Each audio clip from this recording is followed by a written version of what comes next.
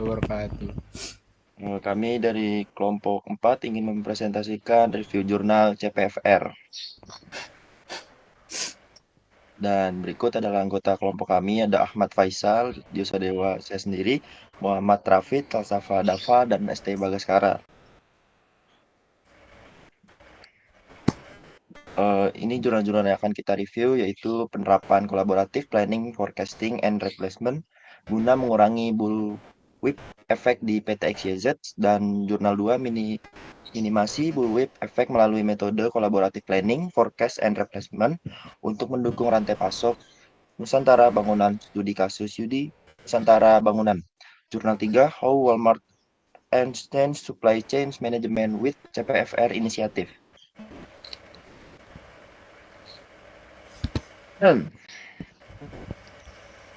Untuk jurnal yang pertama itu adalah PT XYZ. PT XYZ adalah perusahaan distribusi daging sapi yang menghadapi bullwhip effect, yaitu ketidakseimbangan antara permintaan dan persediaan. Hal ini menyebabkan kelebihan stok yang meningkatkan biaya penyimpanan serta ketidakpastian permintaan yang mengganggu stabilitas rantai pasok. Nah, untuk mengatasi masalah ini, penelitian ini menerapkan metode CPFR, Collaborative Planning, Forecasting, and Replacement, guna meningkatkan koordinasi dan efisiensi dalam rantai pasok.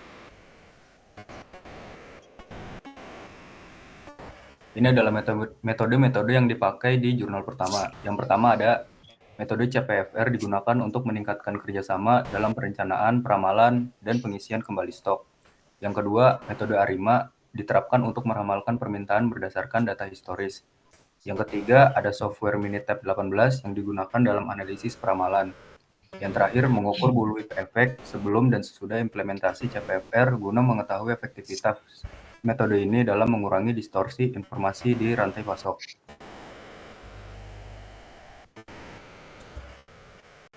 Pembahasan. Yang pertama, sebelum penerapan CPFR, nilai bullwhip effect cukup tinggi, menandakan adanya distorsi informasi di antara distributor dan retail. Yang kedua, setelah penerapan CPFR, terjadi penurunan signifikan dalam bullwhip effect, baik di tingkat distributor maupun retail, menandakan perbaikan dalam pengelolaan persediaan dan prediksi permintaan.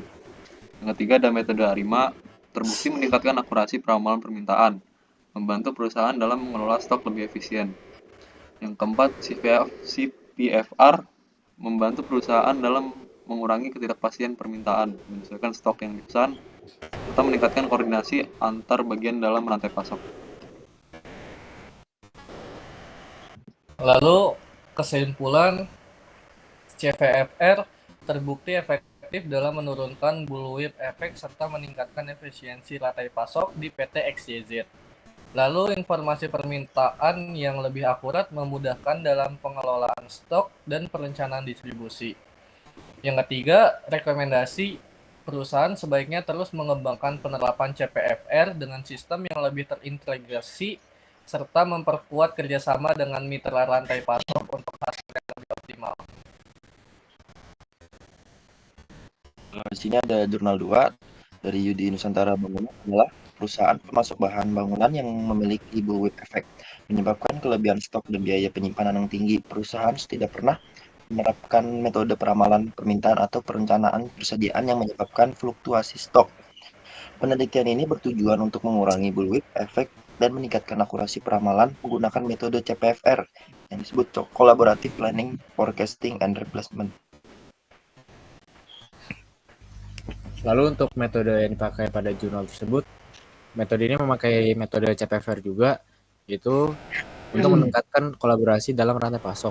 Lalu juga memakai metode ARIMA yang diterapkan untuk meramalkan permintaan menggunakan data historis. Lalu data tersebut dikumpulkan dari hasil wawancara dan riwayat pemesanan permintaan serta stok dari bulan Juni tahun 2022 hingga bulan Mei tahun 2023. Lalu implementasikannya itu metode CPFR dan ARIMA dan analisis untuk melihat dampaknya terhadap bullwhip effect. Untuk pembahasannya, sebelum penerapan CPFR, nilai bullwhip effect sangat tinggi karena ketidakseimbangan antara permintaan dan persediaan.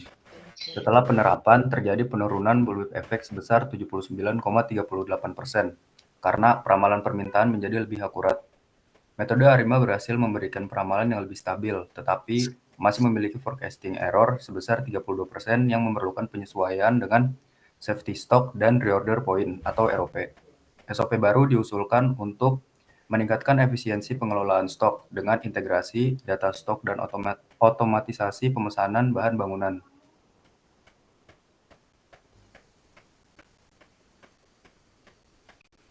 Untuk kesimpulannya dari jurnal ini, si PFR terbukti efektif dalam mengurangi bullwhip effect dan meningkatkan stabilitas rantai pasok.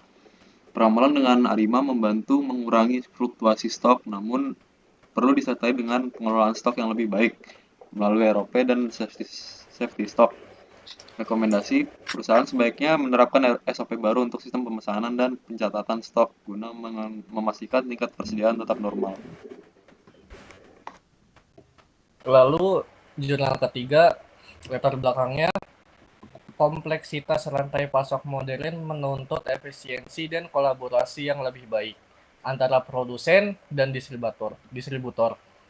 Walmart menggunakan collaborative planning, forecast, dan replacement CPFR untuk meningkatkan pengelolaan rantai pasoknya. Studi ini mengeksplorasi bagaimana Walmart mengoptimalkan CPFR untuk mengurangi bullwhip effect, mengelola inventaris lebih baik, dan meningkatkan layanan pelanggan. Untuk metode yang pertama menggunakan pendekatan eksploratif melalui studi kasus Walmart dan Protect dan Gamble atau PNG. Yang kedua, analisis dilakukan berdasarkan tinjauan literatur, studi sebelumnya, dan data dari sumber online maupun akademik.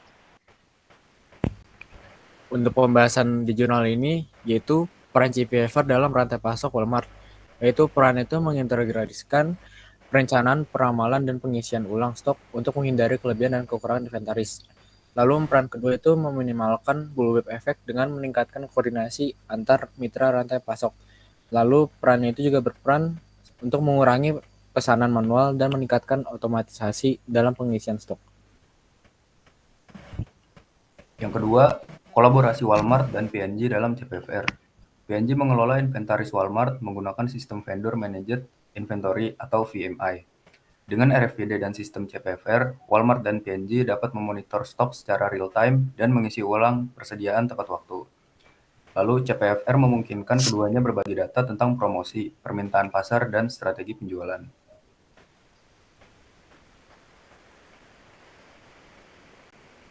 Ya, ada pembahasan. Yang ketiga, manfaat implementasi CPFR bagi Walmart dan PNG. Yang pertama, pengurangan biaya penyimpanan. Yang kedua, tingkat layanan pelanggan. Yang ketiga, optimasi rantai pasok. Yang keempat, pengurangan kesalahan peramalan dan tingkat efisiensi pengiriman produk. Lalu ini tabel kelebihan dan kekurangan, lalu ada hasil efektivitas dan metode yang digunakan. Untuk jurnal 1, PTXYZ, CPFR untuk koordinasi rantai pasok. Lalu hasilnya itu bullwhip effect berkurang signifikan. Lalu untuk kelebihannya, CPFR meningkatkan komunitas antara mitra. Lalu untuk kekurangannya, implementasi butuh integritas sistem yang baik. Lalu untuk yang jurnal kedua, UD Nusantara Bangunan, metode yang digunakan CPFR untuk kolaborasi dalam rantai pasok. Yang kedua itu hasilnya efektif bullwhip efek berkurang 79,38. Untuk kelebihannya CPFR membantu mengurangi fluktuasi stok. Untuk kekurangannya A5 masih memiliki forecast error 32%, jadi tetap perlu safety stock. Untuk jurnal ketiga, Walmart dan PNG, metode yang digunakan itu CPFR untuk kolaborasi lantai pasok. Untuk hasil dan efektivitas, CPFR untuk kolaborasi lantai pasok. Terus kelebihannya CPFR meningkatkan transparansi lantai pasok. Untuk kekurangannya biaya implementasinya tinggi.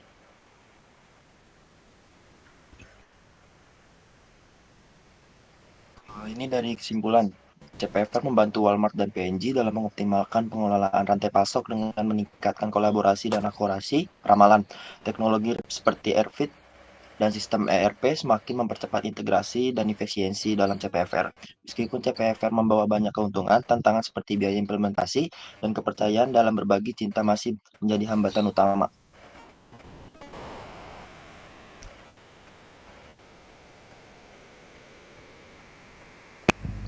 Sekian dari kelompok kami. Jadi menurut kelompok kami dari ketiga jurnal tersebut bahwa yang paling efektif itu ada di jurnal 3 yaitu Walmart dan PNG yang menggunakan metode CPFR. Sekian dari kelompok kami.